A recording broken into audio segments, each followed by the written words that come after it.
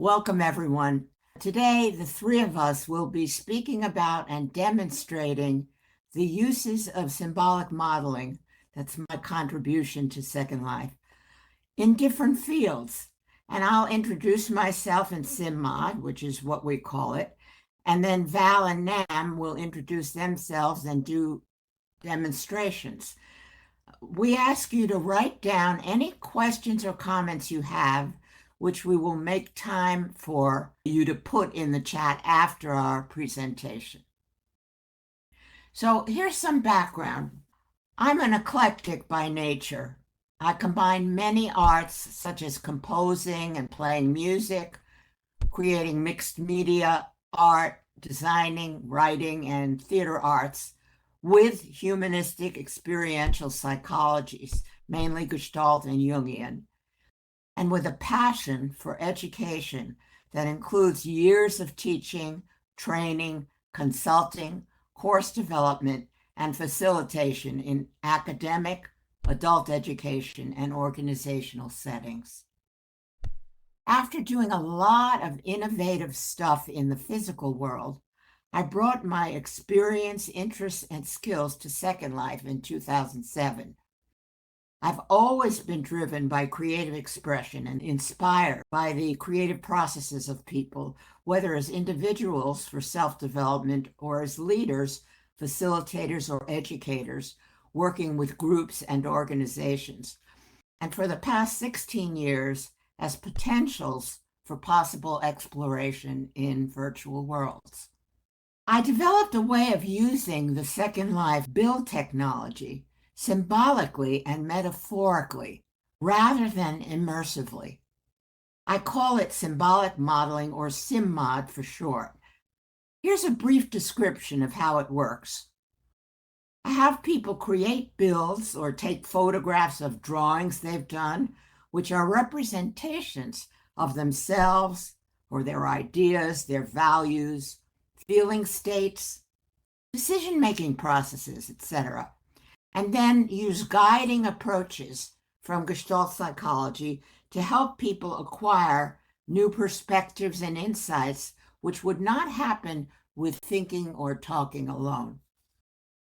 Today, we will be demonstrating SymMod used in a few different areas by Val and Nam, who have also been trainees with me in this process.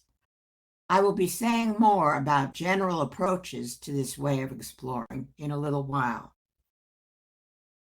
And I've made many videos of workshops and conference presentations in Second Life, including the one that's going to be made today, which illustrate these processes. If you go to my website later, you'll see a link to my YouTube playlist, which has these videos organized into categories and also includes interviews I've done on creative process in various mixtures. I do have to describe the two basic approaches that we use in creating SymMods. They're called inside out and outside in. Inside out is where the focus is predetermined, such as a feeling state, an idea, a value, a question, a decision, a specific conflict or challenge.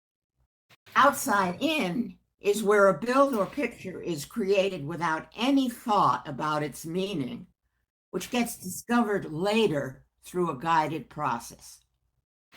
So hopefully we're going to do one of each today so that you can see how that works.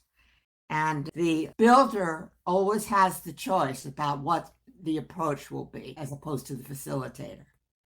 I do need to say that we're mainly doing inside-out processes today because there is a focus that we start with, or a topic of inquiry. The outside in would be if there were no topic or focus and you just wanted to find out what came up once you make the build. That's a whole other way of doing it. And those of you who come for sessions with me will be able to experience both of these ways of working. And now we're going to start with Namara. And so I'm going to turn things over to her. Thank you, Marley. So I wanted to say that I am honored, truly honored, to be part of the Virtual World MOOC. and you may know me as the Chief Groundskeeper of Utopia Sustainable Community in Second Life, but I'm also the Executive Director for the Brain Energy Support Team. This symbolic modeling process has been invaluable in my work with individuals with brain injury, which I've been doing over the past 15 years, and their families as part of our Identity After Brain Injury program, which we do in real life and here in Second Life. Also, I am, and I have been for almost 50 years, a sustainability and regenerative living advocate and educator. That is the hat I'm wearing today, though. For my part of today's program, we'll be looking at wetlands. And I have a little surprise for Val. So Val, I'd like you to spend a moment or two with the wetlands build and kind of commune with that environment. And I'd like you to identify a single aspect of it that resonates with you the most and create a symbolic model of what you envision or feel and how it makes you feel. Let's mention that Val has not seen this before, so it's very spontaneous. This is totally a new experience for Val. And so while she's taking a look at it, I do want to say quick, as an aside, Marley will be at the ready to help us in our respective demonstrations should we need a little guidance or nudge. And I just want to say it's been a blast training with Marley in this. Great experience. So while Val is looking at this and building, because she's going to start building, I'd like to tell you just a little bit about wetlands. All right. Wetlands are important features. Wetlands are important features in our landscape. They provide numerous beneficial services or functions for people, plants, and wildlife. Some of these functions include protecting and improving water quality, providing fish and wildlife habitats, storing floodwaters, and maintaining surface water flow during dry periods. These valuable functions are the result of the unique characteristics of wetlands.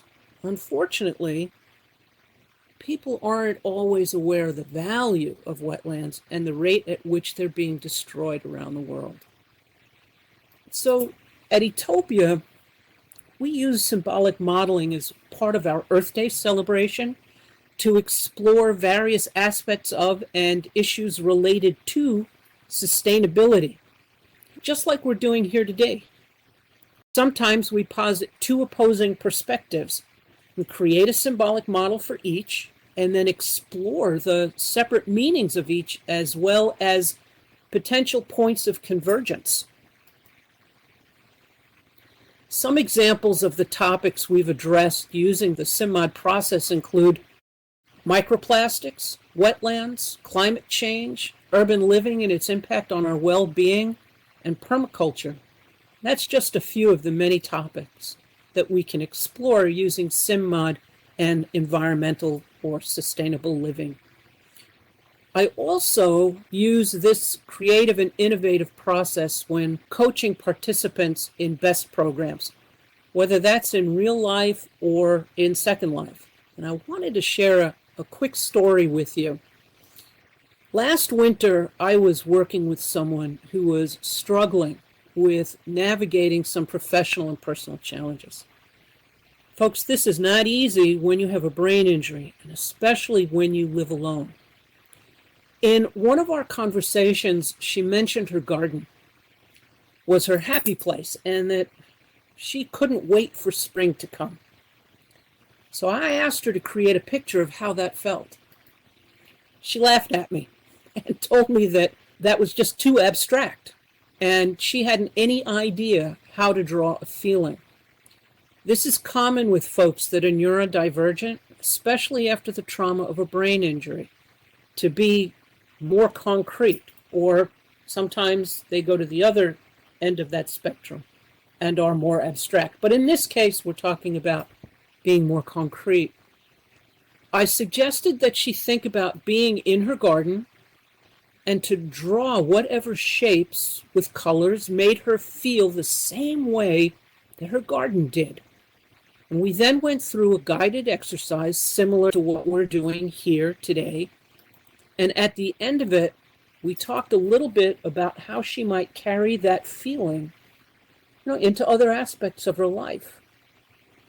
So sometime later, she came back to me and told me that she took that picture to work. She's hung it up over her desk. And whenever she feels frustrated or at a loss, she looks at that picture and remembers how her garden makes her feel. And she's able to, inside of herself, be in that happy place. So I think Val has a few more minutes to complete her build. And I'm just going to let her do that. I always think it's exciting to explore our perspectives and our feelings, our relationships with the world around us. And then I want to remind people that we're going to go off script now because this is all spontaneous. And what you're going to see is the guiding process that happens after someone makes a build. As Marley mentioned, this process has so many applications in all kinds of fields. Team building within a professional environment, whether you're doing board development or working on a team within your office, for example, academic. Also, just as you're looking at this and taking in the build that Val is making, cam around and look at it from different angles and get a sense of how that makes you feel too. So I see here that you have, that your build has a number of parts. And I wonder which part of your build calls out to you or is speaking to you louder than the rest, for example. I think I put a couple of blue, they almost look like blue ribbony looking things in there, and that's the part that's speaking to me, the blue. I love the color blue, and I had never seen the wetland build before, but I was drawn to the blue water, and I just thought that kind of represented the blue and the water. So let's jump into the blue, and as that blue part, talk to me a little bit about your relationship with the rest of the build and your function or purpose within the whole. Should I sort of be the water or talk to the water?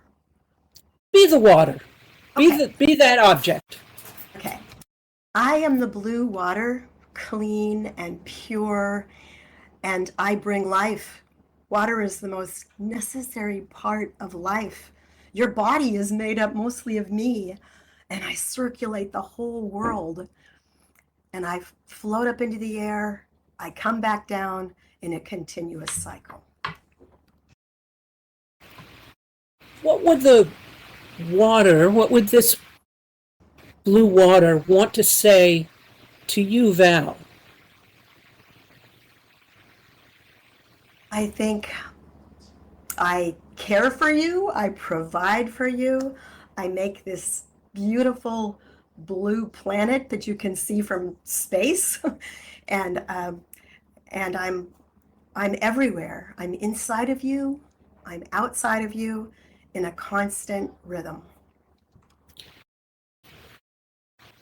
So let me ask you, Val, what would you ask the water, or what would you have to say to that water after everything you've heard?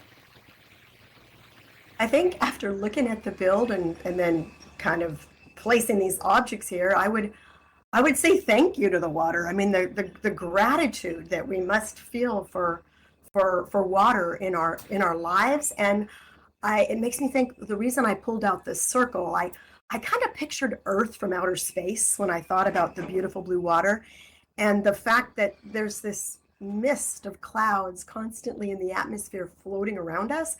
I think that may be why I threw in the rotation script. And so the water is both, we can look at certain sections like those blue ribbons, and maybe that part that's sticking up out is sort of the, I'm thinking it's kind of unpredictable sometimes. It's not always perfect, So, but I thank the yeah, water. how about you talk directly to the water? What would you want to say? I know, I love the description and I love what you're sharing. I'm wondering, what would you say to the water? I would Or, say it's tricky to speak to water, but well, it's hard, being first person versus third person. I understand. I'm trying to be as clear and yet open as I can about engaging in a conversation. Maybe everything that you shared as the water. What would your response be? right. I think the water takes care of me. Wait a minute. Be the water. Be Oh, the yes, water. water. Be the water. Be the water. I take care of you, Val. I am water. I take care of you. But not only you. I take care of other things, the whole earth, the many other people, many other communities. I take care of all the living things on our planet, both people, plants, animals. I protect the whole earth. I am part of the earth, in it and outside of it. What if, you mentioned inside of it, okay? Is there another part of this build that has something to say to the water, right? So be another part and tell me about yourself. Okay, I'll choose one of the sticks. I kind of I think the sticks, I might be the blue stick because I love blue. And it's like, if I'm the blue stick, I'm not always in a perfect position. Things interact, they intersect in our world. They're not always in perfect places. They fall, they change. That's why maybe everything here should be sort of rotating. So if I'm the blue stick, I'm both inside the water, but yet I'm not touching every part of it. I'm here, and all of these other pieces are around me, sometimes moving, sometimes close to me, and I am part of this world surrounded by water. I want to change tack for just a second, and I'm really curious. All of these things that are going on. What physical sensation, as you experience your building, parts are having conversations, what physical sensation rather at home do you experience when you look at this build? And how does it make you feel? I'm tempted to zoom my camera in and zoom my camera out, because as the things are floating on the white circle and I'm zooming up the different colors, I'm intrigued because I threw them out here and I don't fully understand what they are, but I'm intrigued by my contemplation of water as I zoom in and try to figure out who I am and what my place and what my relationship with water actually is. Mm-hmm. So what if you were to change your position, or what would happen if you changed where you were viewing the object, the build from? What if you were to step into it, or, because you were saying you were zooming in and out of it, what if you changed the orientation? Yeah. Yes, I'm in it. I'm surrounded by it.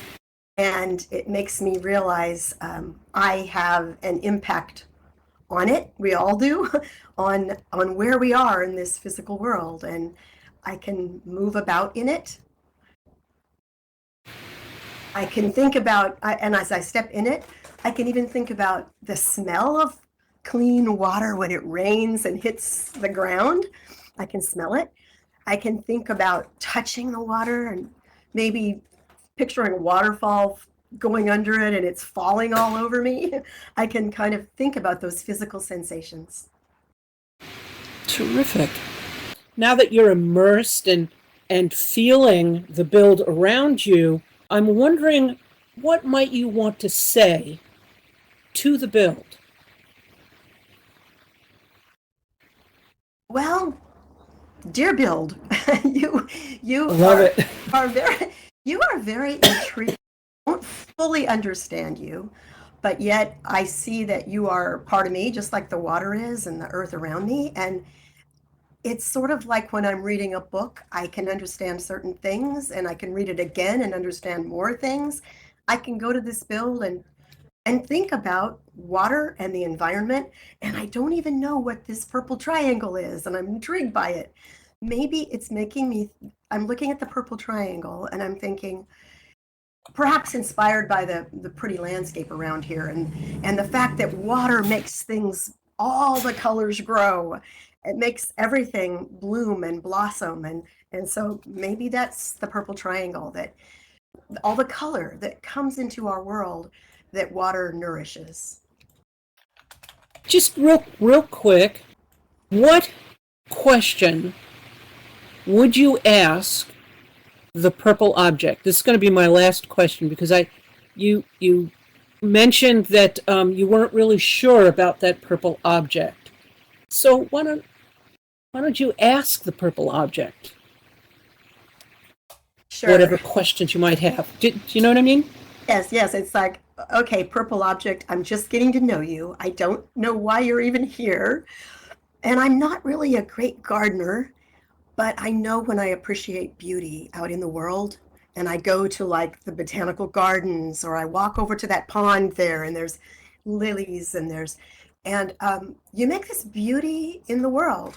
And somehow as I look at you, I think how much you're dependent upon water and how water impacts you and impacts me. And I'll go a little closer to the perfect purple object. We're both in need of water for life. Okay, great. Thank you, Val. I'm going to kind of bring us to a close here. I really appreciate you're participating in this. And I do have a question for you. One final question. Now that we're done, how has your view or perception, your feelings of wetlands changed because of this exercise? I've always loved water, and I've had some really pretty books about the water cycle. But I think seeing the build and thinking about the wetlands and how important it is, I think impacted me first. That beautiful blue and the colors of life, And so that's what sort of I walked away with, thinking how it's not just an abstract concept, but yet we can take it into us and think about how it impacts us and our feelings of it, and then create an abstract idea in 3D, just like the written word. You can write a poem about water, but here I had no idea what was going to happen, and it was powerful to me to think about how water and how the wetlands impact me and how I feel about them. That's great. Well, thank you very much, and I'm going to turn it over to Val for the next part of this.